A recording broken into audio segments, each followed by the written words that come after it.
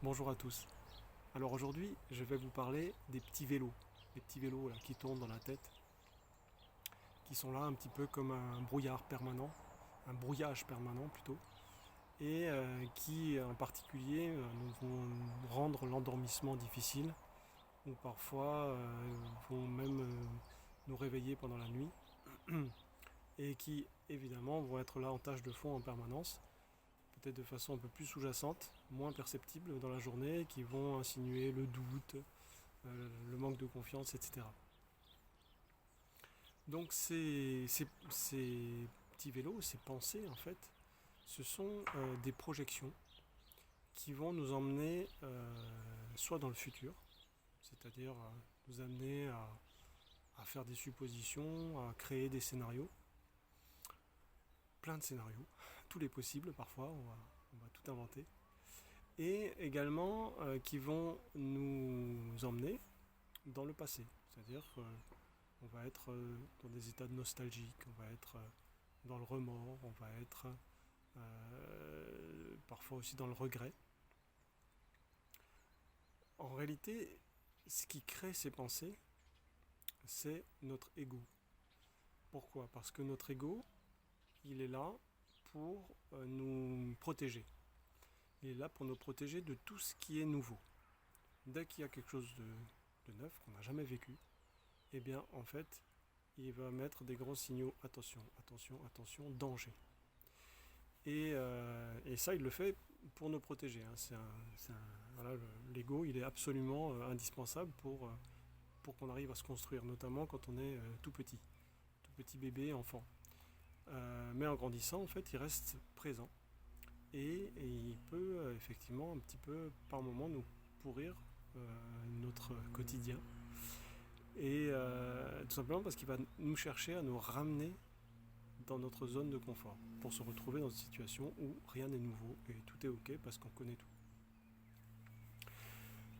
Or, ce qui se passe, c'est que chaque fois qu'on vit une nouvelle expérience, ce sont ces expériences-là qui vont nous permettre de faire les prises de conscience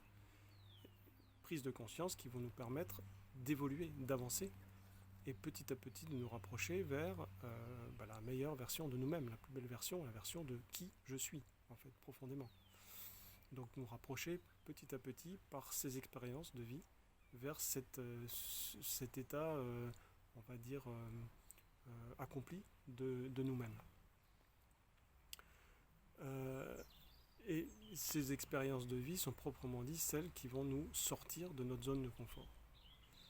Donc on peut créer le raccourci suivant, c'est que chaque fois que l'on souhaite se évoluer, avancer, en réalité, notre mental va créer des situations pour nous empêcher d'avancer. Donc ça peut paraître assez incroyable qu'en fait on soit sur un système qui nous empêche d'avancer, donc contre-productif. En réalité, c'est aussi pour nous pousser à trouver les solutions pour justement chercher à calmer ce mental, voire à justement trouver le bouton off pour l'éteindre quand en fait on n'en a pas besoin. De manière à ce que ce soit pas le mental euh, que nous on soit pas esclave de notre mental, mais que ce soit le mental qui soit notre esclave. Voilà, j'espère que la machine qu'on entend là ne dérange pas mon discours. Euh, je vais attendre que ça se calme. Voilà. Donc comment trouver ce bouton off?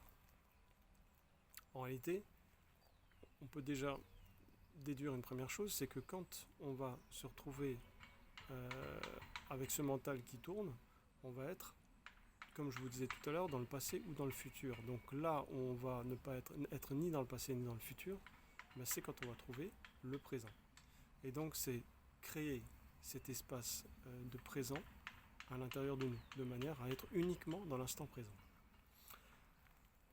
Qu'est-ce qui permet ça? En fait, ça va être de travailler sur ce qu'on appelle notre vibration ou notre taux vibratoire. Alors, pour vous expliquer ça, j'ai imprimé une petite représentation là, basique de nos différents corps. Voilà. Qu'est-ce que c'est? Alors là, vous voyez peut-être cette vidéo à l'envers, parce que je crois que mon téléphone doit filmer à l'envers. Mais bon, vous lisez et vous pouvez lire en miroir. Ici, donc on a une représentation de notre corps physique, qui est donc notre, comment je dirais, notre tas de viande, quoi. Voilà, qui est la dernière étape toute dernière de tous nos corps, en fait, parce que des corps, on en a plein. Notre corps éthérique, corps énergétique, notre corps astral ou corps émotionnel. Et puis ici, on a ce fameux corps mental. Et ce corps mental, en fait, vous voyez qu'il crée ici une barrière avec nos corps, les corps supérieurs, enfin pas les corps supérieurs, les corps, ce qu'on appelle les corps spirituels. Parce que ces corps-là, les 4 corps qui sont là, ce sont nos corps d'incarnation. Les corps d'incarnation qui sont donc les corps, notre véhicule, on va dire terrestre, qui nous permettent justement de faire toutes ces prises de conscience pour avancer. Et ces corps-là, les 3 corps qui sont là, sont des corps qu'on appelle des corps spirituels. Je ne vais pas rentrer trop dans les détails parce que j'ai déjà fait des vidéos là-dessus, vous pouvez aller les consulter, mais c'est dans ces corps-là qu'on trouve en fait et notre âme, qui va être plutôt au niveau du corps causal et aussi du corps bouddhique, et notre esprit, c'est-à-dire notre qui je suis, notre fameux soi. Ce qui je suis, en fait, il va utiliser notre âme comme transmetteur, démodulateur de l'information qui je suis pour la rendre accessible à nous, enfin à notre état, on va dire, incarné, de manière à pouvoir avoir cette information et à l'adapter en fait à notre niveau de conscience. Voilà, comme je viens de le dire, je ne vais pas rentrer plus dans les détails parce que j'ai déjà fait des vidéos là-dessus. Et en réalité, quand notre mental ici va être trop actif, eh bien vous voyez que ça va créer une barrière qui va empêcher l'information qui se trouve ici de descendre et de venir descendre jusque dans nos corps d'incarnation. Voilà, donc ça c'est pour expliquer un petit peu ce qui se passe.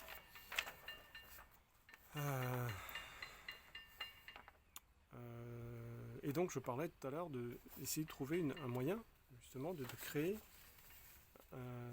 le présent, on va dire trouver un espace d'instant présent à l'intérieur de nous.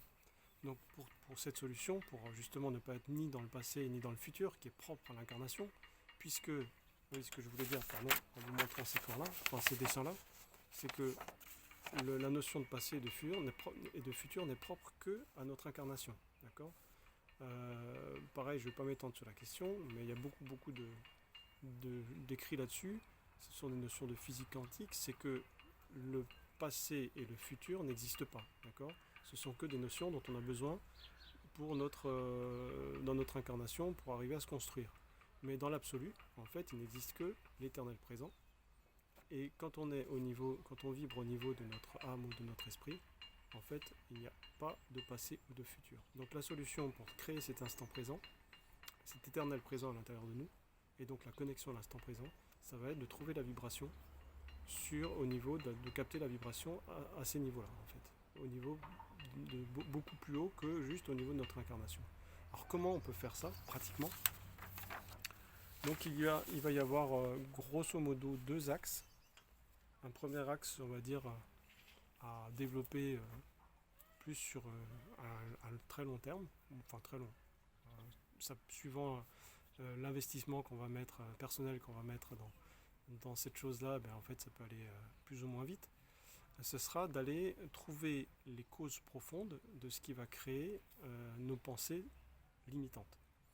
Donc pour ça, il va falloir faire un bilan énergétique pour comprendre quelles sont les raisons, on va dire, liées à notre petite enfance, liées à nos mémoires transgénérationnelles, à nos mémoires karmiques, etc. Enfin voilà, toutes ces choses. Voilà, il y a tout un dossier de choses qu'on va étudier sur un bilan énergétique et qui vont permettre petit à petit de faire une mise au clair de toutes ces choses qui nous empêchent de nous voir tel qu'on est réellement. Tant que vous avez en fait ces problèmes qui ne sont pas réglés, vous allez vous voir comme si vous vous regardiez dans un miroir déformant ou à travers une vitre déformante ou sale. Et donc vous aurez une vision déformée de vous-même. Donc ça va vous empêcher de de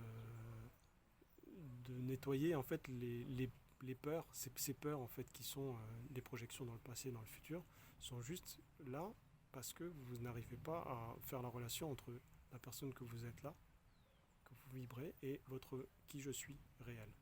Voilà, c'est la différence entre ces deux états qui créent et l'impossibilité de créer la connexion entre les deux qui va provoquer toutes ces peurs. Ces peurs qui sont en réalité là juste pour vous faire avancer de manière à les dépasser pour progresser en fait. Voilà. Euh, l'autre, donc ça c'est un travail de fond qu'on peut faire avec en étant on va dire coaché en fait par des personnes compétentes. Et l'autre l'autre aspect qui est peut-être plus pratique et complémentaire en fait. Complémentaire, c'est pas une chose qui remplace l'autre, hein, c'est deux choses qu'il faut faire en parallèle, je dirais. L'autre chose, c'est arriver à créer en soi cet espace d'éternité. Donc comment est-ce qu'on fait ça, hein, parce que ça peut paraître très philosophique tout ça, très inaccessible. En fait, on peut le faire d'une manière relativement simple. Euh, Celle que je vais conseiller le plus en tant qu'artiste, en fait, ça sera de vous lancer dans que vous soyez artiste ou pas, ça ne change strictement rien, de vous lancer dans une activité artistique, mais pas n'importe laquelle, une activité où vous allez pouvoir vous lancer dans une impro. Je conseille d'ailleurs aux personnes qui sont artistes de ne pas vous lancer dans une activité, si jamais vous ne faites pas d'impro, en fait, sur votre même d'ailleurs si vous en faites, de vous lancer dans une impro qui est, qui est hors de votre zone de confort. C'est-à-dire sur quelque chose que vous ne, si par exemple vous êtes musicien et que vous ne faites pas du tout de dessin, bah, lancez-vous dans du dessin par exemple. De manière en fait à pas chercher, l'idée c'est de pas chercher un résultat en réalité. De pas vous auto-juger en fait. Alors, peut-être la première fois vous aurez du mal, mais au fur et à mesure en fait vous allez voir que vous allez trouver en fait la connexion à juste ce qui est en train de se passer sans vouloir aller quelque part. Juste être là au moment où vous y êtes et à produire ce que vous produisez. Mais sans prendre de distance, juste à être dans l'être. Voilà.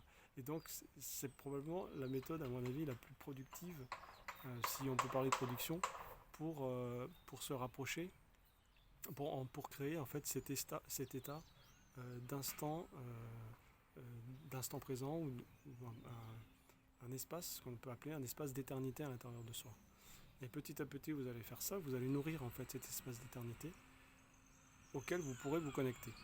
Vous pouvez aussi nourrir cet espace d'éternité avec une activité sportive ou physique, mais pareil, pas n'importe laquelle, hein, il vaut mieux que ce soit une activité solitaire. Et une activité aussi dans laquelle vous n'avez pas aucune notion de compétition, ni avec l'autre, ni avec vous-même, mais juste faire cette activité sans chercher quelque chose.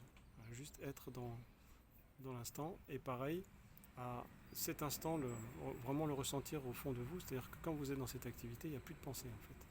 Vous êtes juste dans l'être, être en train de faire cette activité. C'est tout. Donc ça, c'est des choses que vous pouvez développer. Peut-être toute la première fois, vous n'y arriverez pas. Mais petit à petit, en fait, le fait d'avoir envie de trouver ça à l'intérieur de ces activités-là, vous allez trouver le truc en fait. Voilà. C'est en fait ce que ça va permettre, ça va vous permettre de ne pas vouloir quelque chose. Parce que ce qui fait qu'on va être dans le passé ou dans le futur, c'est qu'on veut. Parce qu'on veut par rapport à un référentiel. On veut obtenir quelque chose par rapport à quelque chose. Et donc là, l'idée c'est de ne rien vouloir. Juste être.